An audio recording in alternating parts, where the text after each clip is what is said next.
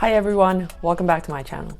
Today I'll be doing a side-by-side comparison of the two major tools that we use in order to look at the sports card market. And one of them is Market Movers, which is created by Sports Card Investor and his group.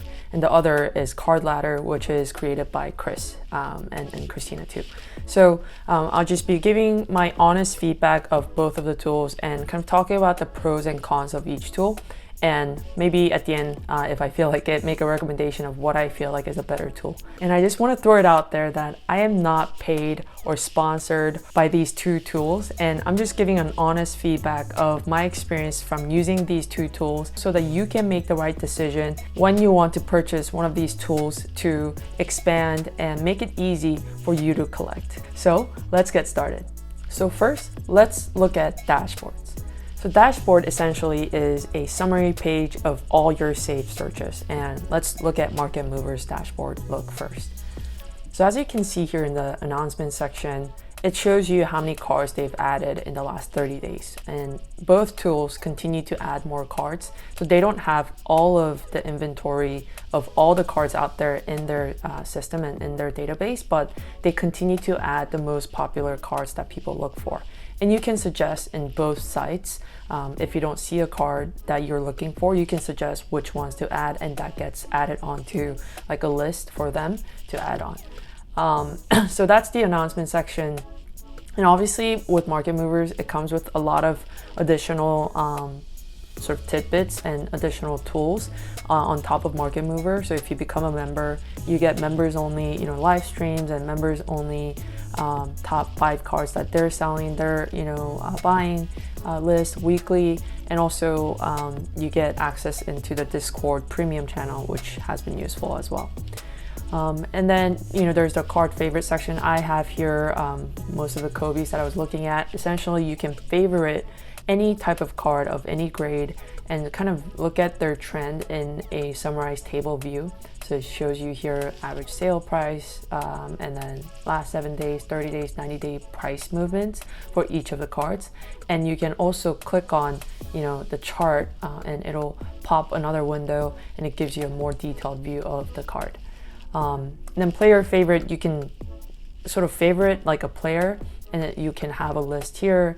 Obviously different kind of type of cuts and views that you want by waxes, set and years. Grade ratio is another tool that Market Movers uses quite a bit in order to find opportunities potentially in lower grade PSA or BGS graded cards, and so on. So just dashboard in general, you can think of it as like a summarized view that is very customizable here on Market Movers. On the other hand, when we switch over to Card Ladder, the snapshot looks actually a little bit more different. They have 5 different sections broken out on the main dashboard page. So you have the daily snapshot. So these are, again, like number of cards added for that day, number of sales, and cards, market cap. And market cap is a term that Card Ladder uses quite a bit, which captures basically its number of cards times the price of each card equals market cap. And it's very relevant for those of you who are familiar with sort of the stock trading. And this is a daily snapshot of what's happening, and the data source for all this information, I believe, is eBay. So it doesn't capture any offline deals that you're making on Discord or whatever, right? And then the next section is top climbers. This is really useful. So, last night, Simmons had like a crazy dunk where he picked up a ball like higher than the rim and then dunked it in. I mean, that was a crazy play, and he did win the contest. So you can see that his card prices are climbing. And then a bunch of other cards. Shamit probably seeing some increase from the Nets and Griffin news. And then you also have the biggest followers section. So this is the third section of the dashboard on Card Ladder. You can see exactly which cards are dipping the hardest for that day. And you see that MJ and Tiger Woods are on there. And then the next one is top 90-day investment. So this is based on sort of their back-end analytics and assumption-based model. They're producing you, hey, these have been the best investment in the past 90 days if you had bought this card. And this could be a good leading indicator of like, oh, maybe I shouldn't buy this if it has kind of gone up. For example, for the Holland sticker RC, like it's gone up 1,000%, over 1,000% last 90 days. Maybe I should wait a little bit. Or maybe if you feel like, hey, you know, this is just the beginning, I want to get into this longer than 90-day growth of the card, you can jump on here. And then the next section here on the right is shop on eBay. So it tells you some cards that are currently on auction on eBay to look out for. So those are the 5 sections: daily snapshot, top climbers, biggest fallers, top 90, shop on eBay. I feel like, you know, this is very tough to kind of gauge, but the key difference between the two you know, sites or two tools are is that Market Movers is very customizable, meaning that they give you a blank state and give you, you know, the right clicking buttons to form tables that fit to your needs. Versus Card Ladder, I think it's more Apple-esque, so it's more user-friendly, and it has those 5 defined sections already for you. You can't go and create another view on the dashboard, and it just makes it super easy.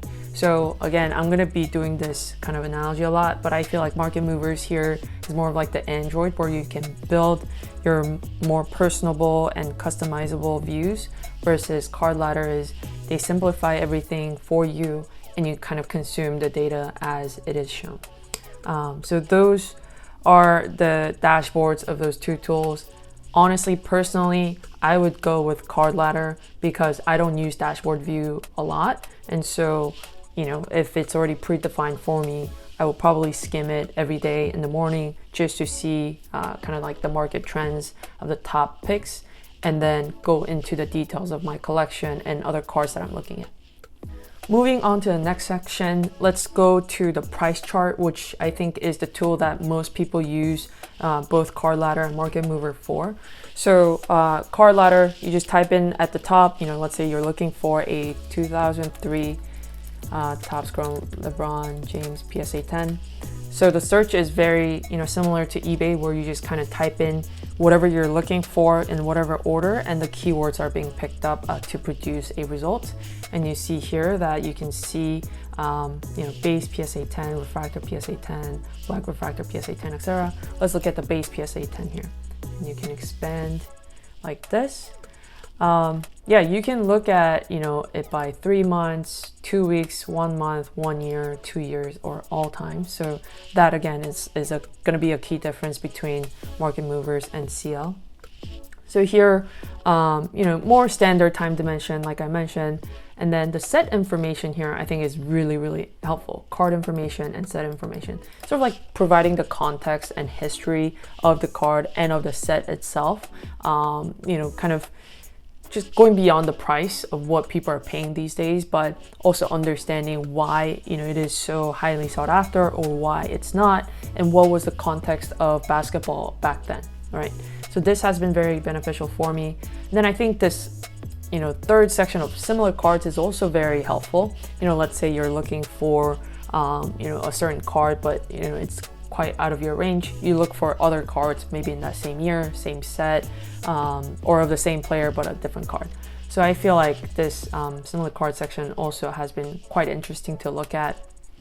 And yeah, in general, pretty straightforward. It tells you, you know, sort of the last price of the card, which is at 30K right now. So we've seen some dip on the card.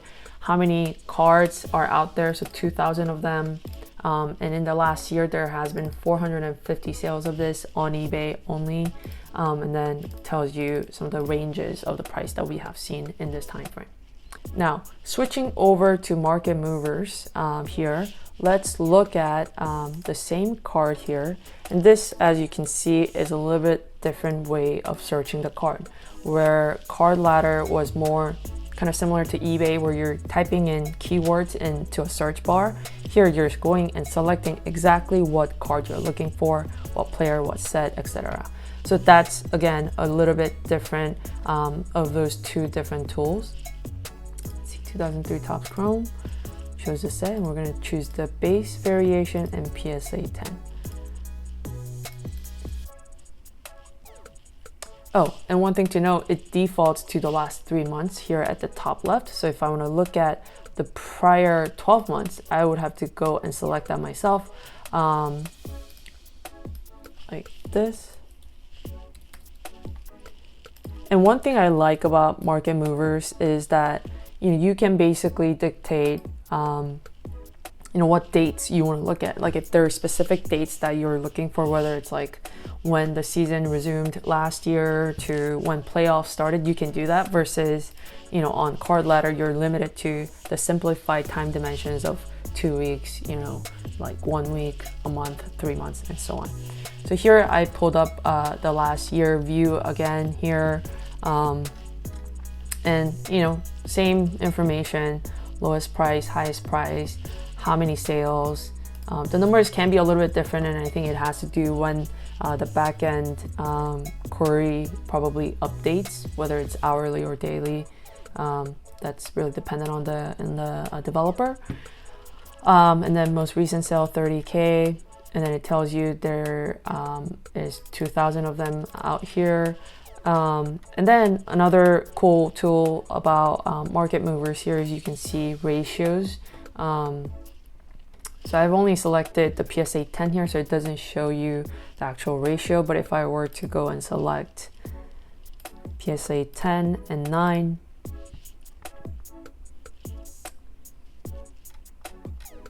you can see the ratios between those two are 3.77, which I feel like is a little bit high. Could be around 3. So maybe you can consider a PSA 9 as an opportunity, because it's still pretty low pop of 2,700. Anyways, so that's the pricing chart view. You can look at price change percentage over time. So as you see, PSA 10 has been more sort of volatile over time. Total sale prices, number of sales. These are all very good indicators outside of just what the price has been, because let's say the price went up 100% over a certain time period and you're thinking, wow, that was such a good investment. But if there was only like maybe one sale, but the pop is really high, like did it really go up 100%, or did someone just overpay for it, right? So super interesting charts here. Again, I feel like market movers is more customizable, and you can drill deeper into the price movements and volume movements, versus Card Ladder is again a little bit more simplified, has all the information, maybe like 90 to maybe 85% to 90% of the information that you will need right there for you. But if you wanted to dig a little bit deeper, you won't be able to do that on the tool itself. So that's the pricing chart, and then going now into the collections part. So this is where you kind of capture all the cards that you currently own and track the movement of the prices to their latest prices, and also see what kind of profit and gain you're seeing at an unrealized level. So it's just a good way to track some of the key cards that you have outside of the spreadsheets or Google or spreadsheets or Excels that you have. But again, something to note from my experience is that both platforms don't have all the cards in the world in there, right? So, and they're continuing to improve that by adding more cards each day. So it may not be representative of your entire collection, but in general, it has been a good leading indicator of how your portfolio is performing in a whole, right? And so let's look at Market Movers collection tool first. I'm not going to show you all my numbers here. If you want to know, you can just ask me later. But something that I like about Market Movers collection view is that you can look at all of your collection, and you can also slice the pie by sports. So if you have multiple sports that you invest into, basketball, soccer, football, tennis, you can also do that here. You can look at it by player, which is really, really cool too. Like, if you have certain players that you are tracking closely, this is a very good view to have. Track it by year, by set, and by grade. So they have 6 different cuts that you can do in your collection itself to kind of dig deeper into what is driving, majority of your growth, majority of your value of your portfolio. You can also, look at what kind of cards do you have sold, and when you bought them and when you sold them, etc. So very customizable, and you can drill down a lot deeper. Going into Card Ladder's collection, so this is a little bit more simple. Again, you can search and filter in a very minimum level. Like you can look at it by sports here again. You can look at it by card grade again. But aside from that, that's really it. You can't have a different view by player.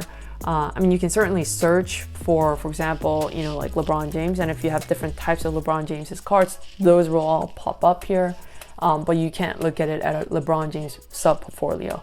But I really like the overall view of your collection. So it graphs out for you how your portfolio has grown or declined, you know, over time. And it tells you like the daily change. And it also pings you every day, I think, you know, how much of your portfolio's value have changed each day. So that's been really, really cool to see. But you know, in a collections view, I personally like the market movers view a little bit better, because you can do those you know, cuts and slicing by different sport, year, and player to know which ones are driving majority of your kind of portfolio changes. And so, but both are really, really helpful in kind of not having to update like a spreadsheet or an Excel sheet every day with the latest market price. Okay, and lastly, let's talk price of these tools. So market movers is actually a little bit on the more expensive side. They are charging $49.99 per month for the version that I use, but I think you can get like a light version, which has majority of the functions that I've walked through today, for $24.99 a month, which I think is, you know, fair price if you are kind of looking for comps or, you know, looking to update your portfolio's value every day. Like having to do that is a lot of time. So I think their pricing point is, you know, like at the average, like it's a reasonable amount. But then when you go to Card Ladder's price is actually very affordable. They're charging $15 a month, no strings attached. And you can even do like a 7-day free trial to see if this tool is beneficial for you. I don't think Market Movers and Sports Card Investor does a trial version right now. Correct me if I'm wrong. But also another good thing about Card Ladder is that they have a free version that has a lot of these capabilities that I just walked through. You can still search for cards. And I think the only limitation on that when you look for like a card price movement is it's limited to like 3 months and some other functionalities as well, but you can't go back like 6 months or a year back to look at the history of the prices. But yeah, I mean, having a free version of this, I think is like a huge decision from Card Ladder to make it very accessible to all kinds of collectors out there. So in a price, you know, kind of perspective, I feel like Card Ladder did a great job of making it very affordable and you know, not limiting it to people who may not feel comfortable paying $50 a month. All right, so time for recommendation. So I use both tools almost every day and I like them both, and they each have their pros and cons. But I feel like each one of them have their own strength and weakness. And you know, something that I didn't walk over and I maybe can do a second version of this is mobile. So on your iOS device or your Android device, I feel like one platform is more superior than the other, and that's Card Ladder that is more superior.